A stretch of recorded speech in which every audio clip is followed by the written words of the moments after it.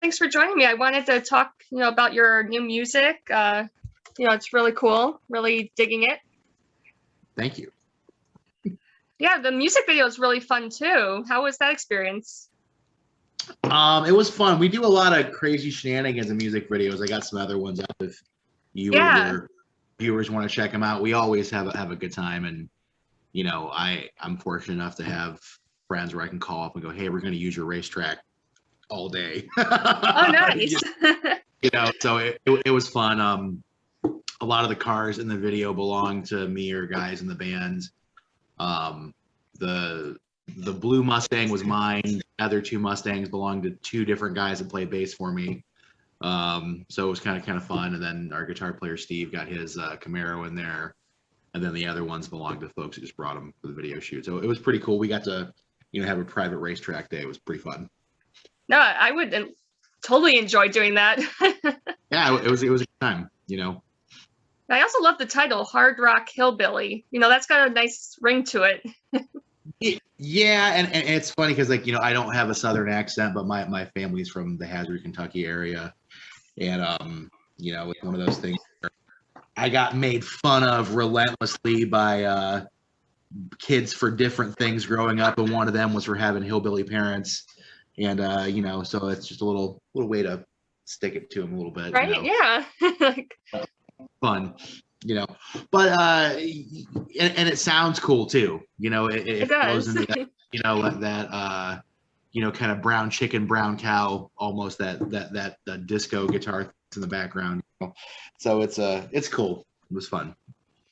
Absolutely, yeah. And so, live music is coming back. So, what do you have lined up for upcoming shows and stuff? Is that something you're hoping to? Yeah, we're trying to get that all back together. We're playing with Buck Cherry this Tuesday at the House of Blues in Cleveland, but we've had at least half a dozen shows over the summer with bands that are coming through on tour to get canceled because somebody COVID or whatever the deal is. So that's tricky right now. And as you can imagine, it's a question that I keep getting asked in these interviews, and my answer is always just like, you don't know.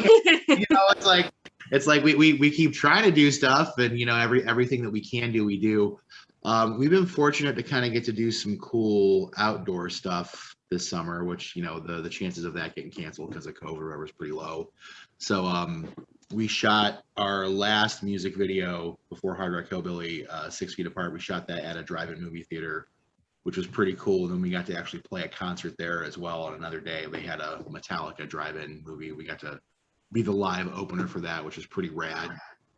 And then we played at another racetrack near Akron, Ohio. They had a rodeo, so we got to go do that. That was pretty fun. I mean, it was 3,000. Those were urban hillbillies because they're in Akron, Ohio. Right. They're from the city, but they are country folk. I promise you that. So that was fun. So we. The stage was on wheels, so all the rodeo dust was all over our gear. So by the time they pull it up, we had to dust off. There was dirt flying off the cymbals, and oh my gosh, it was a good time. It was a good time. So that seems like quite an experience.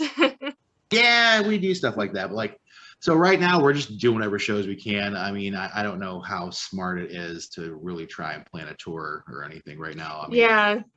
If someone offers us something good, we'll take it, obviously. But it's one of those things where it's even if we take it, is it going to happen? Yeah, So, or even if it does happen, I don't know if you've been reading all the comments about Blue Ridge Festival.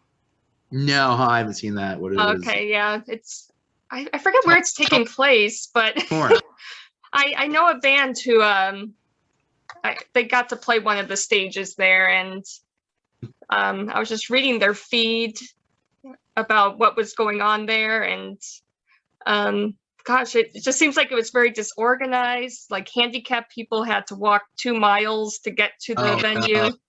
Yeah, that's not good. You don't yeah. want to do things like that. No, I haven't heard about that, but I'm gonna look into it now. There is a real big festival going on right now in Mansfield called Incarceration. I don't know if you're familiar with that one, but it's kind of like a Rock on the Range or a Rocklahoma, but it's geared more towards the metal crowd, and one of my bass players, John, is down there for that this weekend. That seems pretty well organized. So that's good. Those guys got their stuff together. You know, Yeah. no Woodstock 99 toilet situations or anything seem to be happening. So No, I saw a comment that said, Blue Ridge is turning out to be Woodstock 21. Yeah. Yeah, that's no good. It's a shame, it's like you want live music to happen, but you also want it to, go in the right direction.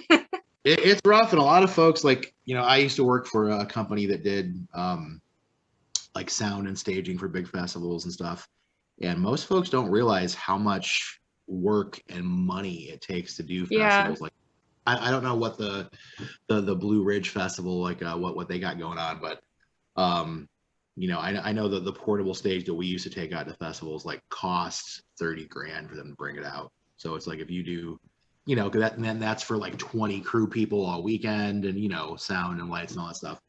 So I mean, you have to have a pretty big budget to put on it. I know, right? So I think the average user thinks that they just, like, show up in the middle of cornfields like a Dollar General. It's like, oh, look, a festival. No, yeah, I can imagine the stress of putting one on, especially with COVID, all the regulations. It's rough. And we do this thing in Ohio every year. It's Harley Davidson Bike Week, and we've played it the last, I think, 4 years. And in 2019, we got rained out right as we were about to take, like, we were set up, and it was us, and then Blackstone Cherry was playing after us, and we got like what you'd call a lake hurricane. It was crazy, but we didn't get to play then. And then last year it got canceled, and then it got canceled again this year. So we're just waiting for it to come back, man. Yeah, hopefully sooner than later. But I'm hoping.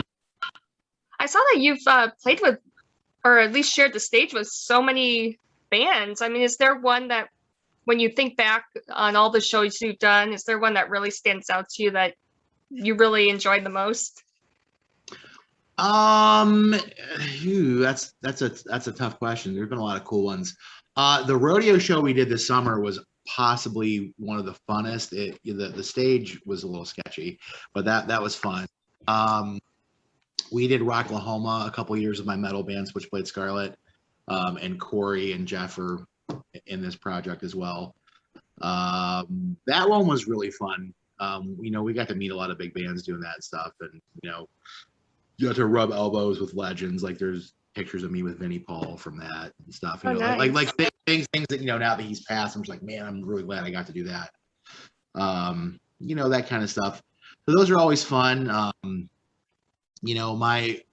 My bucket list is always to, like, play all the biggest venues in my hometown, and other than the stadiums, I've got to do that so far. That's my next plan, is to play Cleveland Brown Stadium, and then I'm good to go.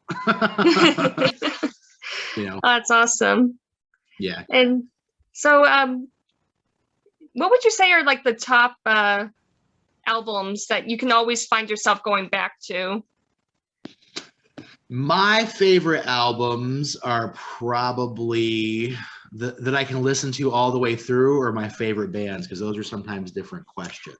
Well, I find there's certain albums I never get sick of, no matter how often I listen to them. Is there one that you never get tired of? Ooh, probably. I see you have the Queen poster behind you, so we're gonna get a little deep on that. So, Queen live at Wembley and Live Killers are probably two of my favorites that I go back to all the time. I think Live Killers is one of the, if not the most underrated live record out there. But Queen is one of those things, and being a Queen fan, you probably know this too. A lot of Queen records I can listen to all the way through, and a lot of them I'm like, man, I'm skipping that track. Because there's a few of those. Like, I think sometimes their creative process made for some weird hidden tracks occasionally. Oh yeah, like John Deacon and Freddie, they were more of the disco R&B ones, while Roger and Brian were more of the hard rock ones. Yeah, and well, little known fact, Freddie Mercury wrote the guitar riff to Stone Cold Crazy. Most people don't even know that. Oh, I know he wrote Crazy Little Thing Called Love in the bathtub. Yes, yes, but the guitar riff from Stone Cold Crazy was actually Freddie. Oh, that's amazing. Yep, like he just had a guitar and just did it. So I know he only knew a couple of chords. At least he made jokes about that. This guitar only plays the same 3 effing chords. Right. Yeah. But albums I like to listen to all the way through. I really like the Stone Temple Pilots' Tiny Music from the Vatican Gift Shop. That's a really good record all the way through from start to finish. Most people probably don't even know the band Refused, but they're one of my favorites. They're from Sweden. Their album, The Shape of Punk to Come, I think is one of the most genius single pieces of art that's ever been recorded. So go check it out if you guys don't like to check that out. Heavier music or whatnot. But like, if you pick this album up, it came out in 1999. If you listen to it, literally everything that came out for the next 15 years was directly influenced by it. So all of the mall goth and mall metal that we got all throughout the 2000s was from that record. So it's a pretty important piece. Other things I like all the way through. That's a toughie. I'm gonna say the Van Halen record Carnal Knowledge is another one that I like all the way through. As far as my favorite Queen record all the way through, I'm gonna probably say Sheer Heart Attack is my favorite one. That's a good one. Yep. Yeah, for me, when people ask me what's your favorite Queen album, it's like it's hard to choose because my favorite songs from them are from different albums. So it's like if I could just pick all these songs and put them on one album. Right. And my first real exposure to Queen was when Wayne's World came out. And, that scene in the car. Yes. So, and the first Queen record that I ever purchased was the Classic Queen that came out. It was like a greatest hits package. It was called Classic Queen, and that was my first Queen record, and I bought that. When Wayne's World was out, I was like, man, I got to get this and check it out. So that being a greatest hits record, that's definitely something I can listen to all the way through. But if I list that, I feel like that's cheating. It's like, my favorite Boston record is Boston Greatest Hits. Like, yeah, you don't say. So. But, it kind of annoys me when people say, "Oh, I don't like Queen," but yet they only know the 3 hits, like the top 3 hits from Queen, and it's like more hits than that. Yeah, like they could only name 3 songs from Queen, and it's like if you listen to their full albums, most of their albums don't kind of represent the commercial hits. They have some heavy stuff, from their first few albums. Yes, some of it's real esoteric as well. I always thought they should have used the Prophet song for the trailer for the Keanu Reeves Constantine movie. I think that would have been perfect for that. I think that was a missed opportunity. Yeah. Or even what was that song called?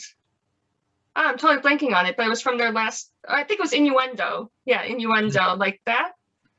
That was a pretty nice masterpiece. It was kind of. I don't want to say like another Bohemian Rhapsody, but it kind of followed that formula of, a musical. It was different. I kind of viewed that one more as like their Kashmir, which Robert Plant sang that song at the Freddie Mercury tribute concert. So I mean, that kind of. Yeah, that works. Yeah. It works. Makes sense on that level. So what's your favorite Queen record all the way through? Oh, okay. I kind of like maybe The Works, or no, The Game. Sorry, The Game. That's one of my favorites. And I have to say Innuendo was a good last album, with Freddie. It's kind of haunting in a way, knowing that he was very ill when he was singing those songs. Yeah, it makes that Days of Our Lives music video hit hard. I know. It was hard to watch that video. Yeah. For sure. Yeah, I remember that record came out, I think, when I was in 6th grade. And I remember going to the mall this is before I even really knew about Queen. This is before Wayne's World and whatnot happened. And they had this giant, the display cutouts. You'd see it like FYEs and that kind of stuff for the Innuendo record. And I was like, what is that? I knew of the band. I knew I have a brother who's 20 years older than I am. So he always had Queen records, but I never really listened to him. So I knew who the band was, and I remember telling him they had a new record out and all that stuff. And then meanwhile, like a year or two later, they're like my favorite band. So Yeah. He's like, oh yeah, you want to borrow some of my records? I'm like, I sure do. Thank you. Well, so what's next for you guys? We're gonna put out probably, I'm hoping to do at least 3 more music videos for this record, and then once we drop what probably will be the 5th single for this, to drop the whole rest of it. So we've been trying to do a little different strategies to doing singles first, because that's kind of the name of the game now. People want to go on Spotify, go on YouTube, and want to see the single. Like, the game has changed to the point where Weird Al Yankovic said he's never doing another full-length record. Oh. So he said he's just going to do singles from now on. So yeah, I'm like, it's a singles game now. yeah, it's like who am I to argue with Weird Al? I mean, really. Yeah. So that's kind of what the game plan is. I'm going to try to do as many as I can, and then we'll put the full record out. And then while we're doing that, I'm probably going to start recording stuff for the next one. Speaking of Queen, there is a Queen cover that we're probably going to do and submit for a motion picture that it would be very appropriate for. So we'll see how that all pans out. I'll send it to you one way or another. So yeah, I'm very intrigued. Yeah, it's a song that I've never heard Queen do live ever. So it's been my goal to perform it live, but we're going to record it and submit it for a movie that it's very appropriate for. So we'll see how that goes. But I'll shoot you an email. Okay, yeah, definitely. We'll keep it on the DL for this. So that's really it. We're gonna focus on putting music out, music videos, and then let the live performances just kind of happen how they're gonna happen for the next 6 months or so, and see how things go. I think that's really all we can do. I have a lot of friends that are musicians, and it seems like every time I try to go on the road, something goofy happens with the pandemic, and it's like, all right, well, I'm just gonna ride it out. Yeah, that's all we can do right now. Absolutely. Awesome. Well, I really appreciate your time chatting with me. Cool. Thank you so much.